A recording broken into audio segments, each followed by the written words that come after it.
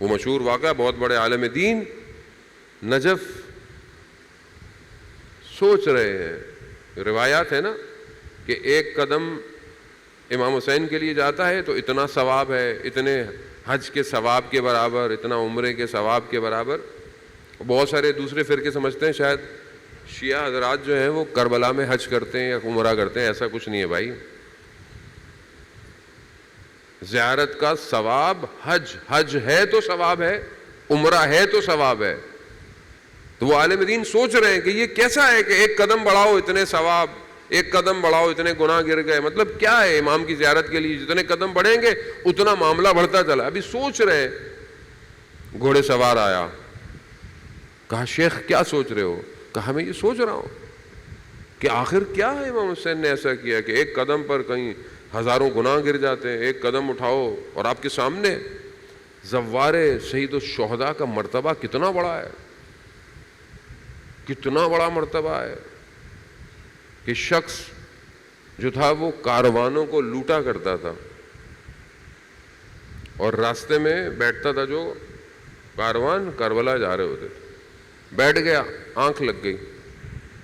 خواب میں کیا دیکھتا ہے کہ روز محشر ہے، جہنم میں لے کے جا رہے ہیں. آواز آئی اسے چھوڑ دو. کہا کیوں؟ کہا اس کے سر پہ زائر ابا عبداللہ کے قدموں کی خاک آ گئی ہے. اس کی اچانک سے گھبرا کے آنکھ کھلتی ہے، دیکھتی ہے کاروان جا چکا ہے. جس ہستی کے زائر کے قدموں کی خاک بچا لے وہ خود کیا ہوگا، خود کیا ہوگا. تو وہ جوان جو عربی تھا گھوڑے پہ، اس نے شیخ سے کہا شیخ میں تمہیں ایک واقعہ سناتا ہوں. کہا ایک بادشاہ اپنے لشکر سے کھو گیا جنگل میں، لشکر ڈھونڈ رہا ہے، شکار پہ گیا، بادشاہ کھو گیا. بادشاہ نے دیکھا ایک خیمہ لگا ہوا ہے، خیمہ میں دیکھا ایک بوڑھی سی عورت ہے. اس بوڑھی کو بتایا میں بادشاہ ہوں، اس کو اپنی بتا. وہ کہتے اچھا بادشاہ ہے تو کیا کروں.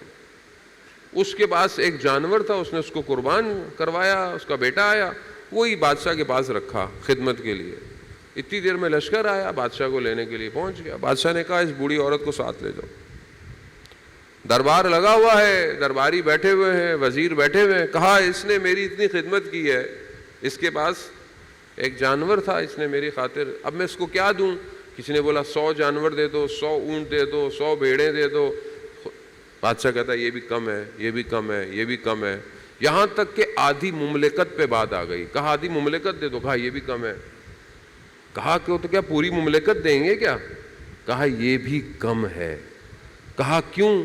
کہا جب میں اس کے پاس گیا تھا میں بادشاہ تھا، یہ رعایا تھی، اور اس کے پاس جو تھا اس نے مجھے دے دیا.